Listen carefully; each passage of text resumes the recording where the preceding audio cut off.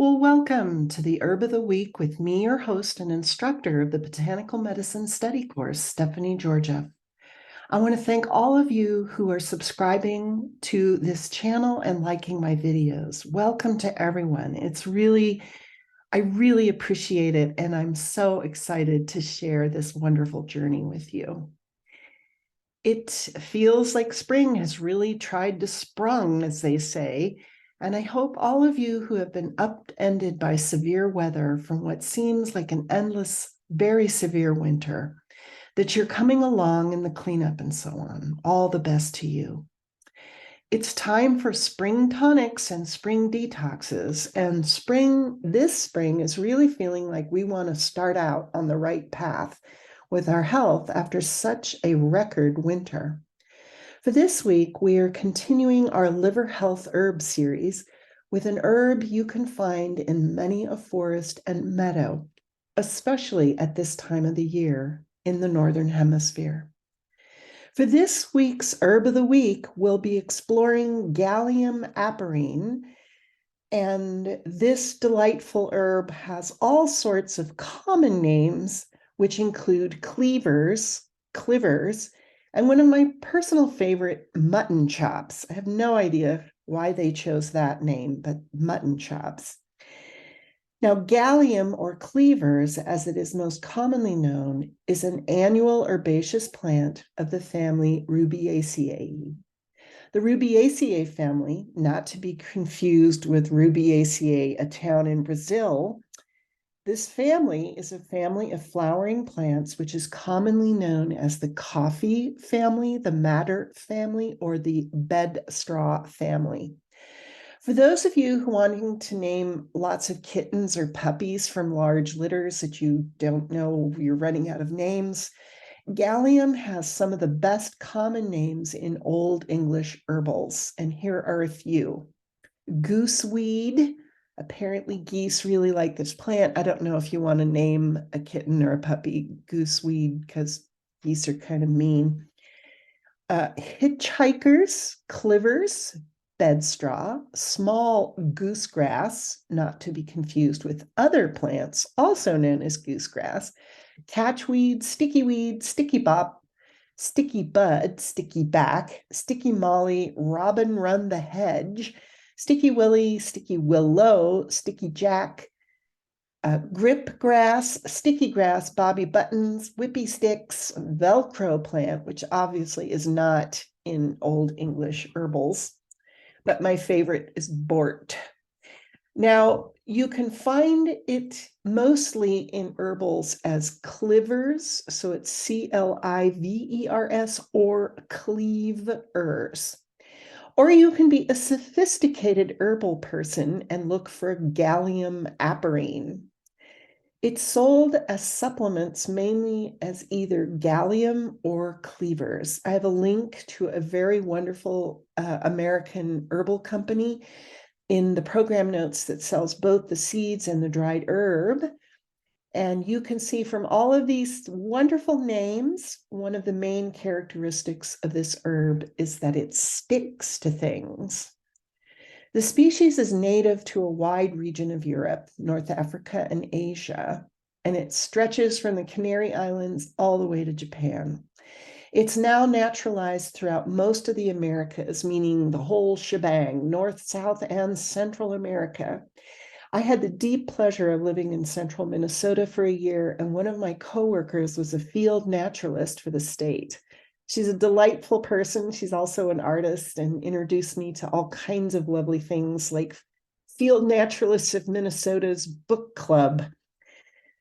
Now, this lovely lady was like having a personal Wikipedia when we would go on walks in the woods. She helped me find all sorts of native plants from Minnesota, and cleavers were everywhere, popping up in the spring. And this wonderful botanical drawing, you can see the seed, and it sort of looks why it would cleave. Now, cleavers are annuals with creeping, straggling stems, which branch and grow along the ground and also over other plants. They attach themselves with small, hooked, hairs which grow out of the stems and leaves. And you see this close-up picture, and that's the culprit. The cleavers have tiny star-shaped white to greenish flowers which emerge from early spring through the summer, and the flowers are clustered in groups of 2 or 3. Cleavers also have roots that produce a rich red dye, which give cheeses such as those from Gloucester. If you're like me, those English cheddars are just to die for. And apparently cleavers, somebody figured out that the roots dyed things orange. So I've never used the roots medicinally, but I guess in a pinch, if you need to dye Easter eggs, this is your go-to for natural dye for orange. Now, for whatever reason, naturalists and ecologists and ornithologists have noticed that birds that eat these plants have bones that are tinged slightly red, and Native American Indians use the roots to dye bones for their ritual and ornamental purposes red. The globular fruits are known as burrs, which grow 1 to 3 seed clusters. And they are covered with those lovely hooked hairs, which cling to animal fur and human clothing, which aid in seed dispersal. Nature is just very determined to spread seeds, and nature does the most interesting things in order to do that. And these so-called hooked hairs are what give the plant gallium its extensive folk names, except for mutton chops. I don't know where they got that one, but the sticky everything, you can see these hairs on the leaves and as well as the seeds illustrate this quality quite nicely. Now, well, this month we've been looking at liver herbs that are more commonly known for their spring detox and tonic qualities. Cleaver is not necessarily a liver herb, and this has more of an effect on the kidneys. Now, it's very important for you people that are really into fasting and detoxing. You need to support the kidneys when you're doing that, because if you're leaching all this toxic stuff out of your system, it's going to pass through both the kidneys as well as the liver, and also the bowel and the colon. So you need to support all of those organs when you're cleansing and detoxing away. And so it's very important to use something like cleavers in your tonic formulas. Now, the qualities of these herbs, this herb cleavers, and this is a nice close-up of the cute little flowers. It's diuretic, which means it makes you urinate. It's an alterative. And if you're like typing stuff, the spell check just doesn't like alterative, and they'll put up alternative. So make sure you check that. But alterative is basically a nourishing herb that just makes you better. And it can focus on certain organs.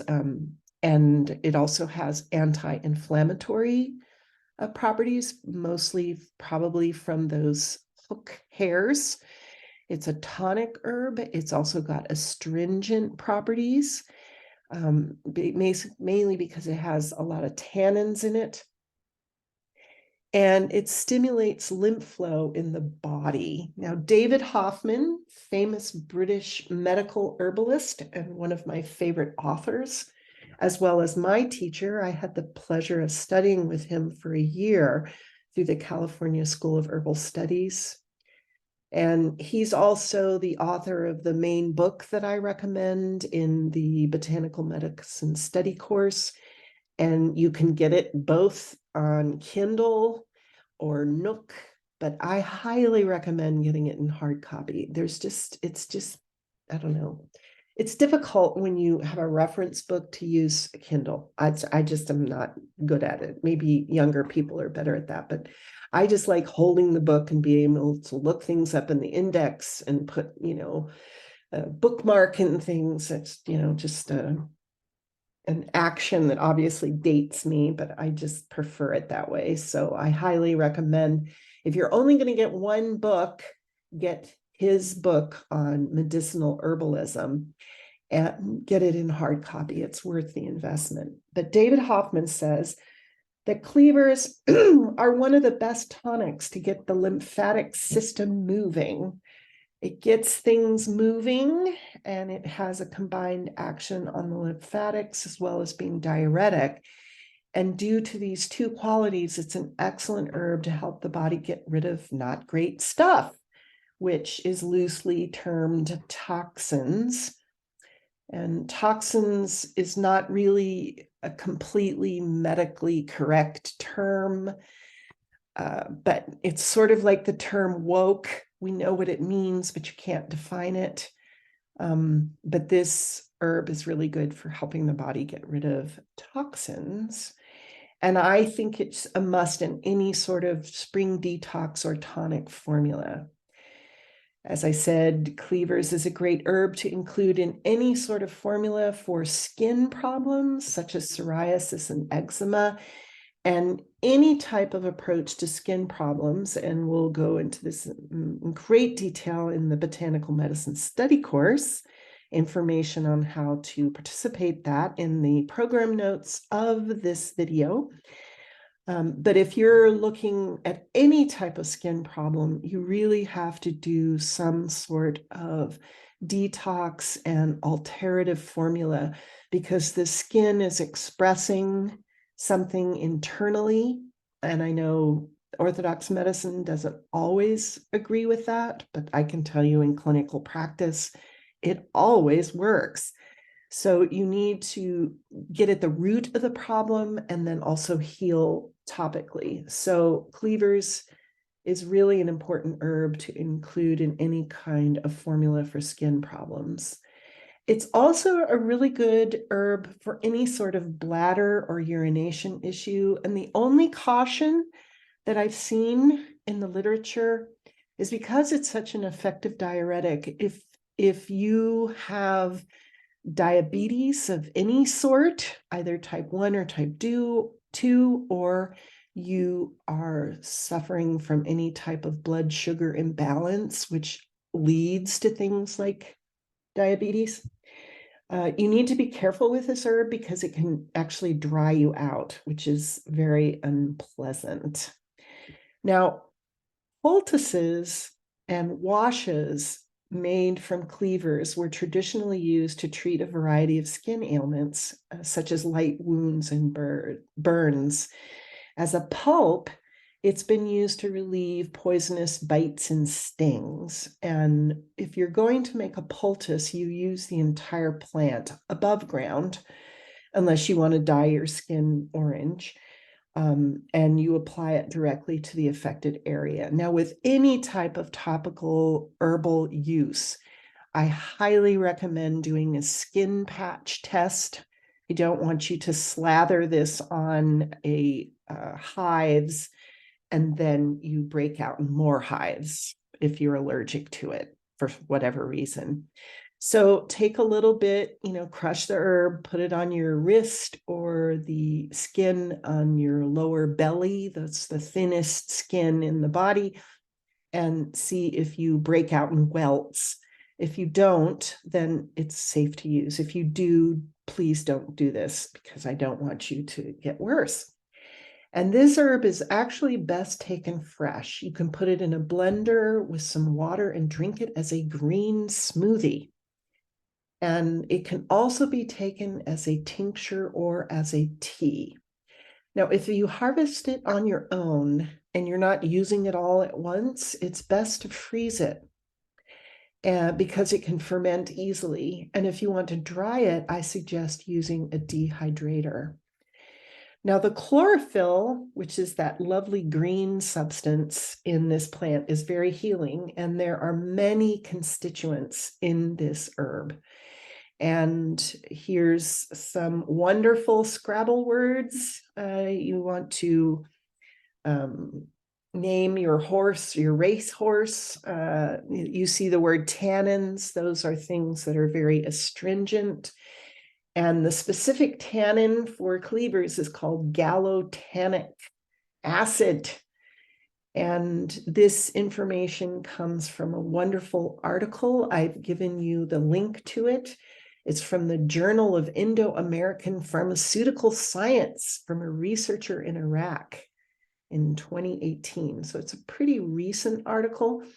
And this is something I love, love, love about botanical medicine. That is, there's every single culture on earth has a tradition of herbal medicine.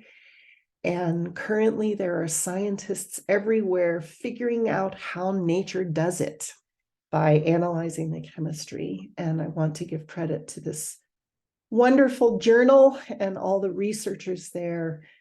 I feel badly about the horrors that have happened in Iraq, and hopefully that collaborating with nature on how nature heals can also heal the rifts between nations. Now, because of the wide reach of this herb, the Arab physicians have been using this since time immemorial, and they call it hashishat alpha. They also call it balsac and gallium abada. So I think those are also really cool names if you want to name your kittens or racehorse something interesting that hasn't been used before. And it's also used in Ayurvedic medicine. In Hindi, it's called kuri, and it's used in Ayurvedic formulas for treating cancer as well as skin problems. Now, while cleavers are wonderful to harvest, if you grow near woods and such, you can also grow them in a garden. And some botanical sites or plant sites in different states can sometimes consider it a noxious weed. I don't consider it that. I think it's a powerhouse of nutrients and healing qualities. And cleavers loves to grow near woods, hedgerows, and if you have shady, loamy soil you don't know what to do with, just plant some cleavers. It's quite beautiful. But you really need a moist climate for this. It prefers moist, loamy, leafy soils. It will tolerate dry soils, but they quickly become scorched, and we don't want to scorch our cleavers. So however you want to use this plant as part of your spring detox smoothies, if you want to garden with it, or you want to wildcraft, or you just want to appreciate this amazing plant when you go on hikes. It's really, if you have children in your life, taking them out into nature and inviting them to watch how plants evolve, how they grow from little seedlings all through the mature plant. It's a really fun thing to do with a child, and it also is very healing both for you, your child, and also nature. Nature wants us to observe and appreciate her. So this is Stephanie Georgia saying thank you so much for your time. If you want to get more information on how to participate in the Botanical Medicine Study course, I will send you a link to download a video and some handouts. And until we meet next time, I hope that you are very healthy and that you will be well.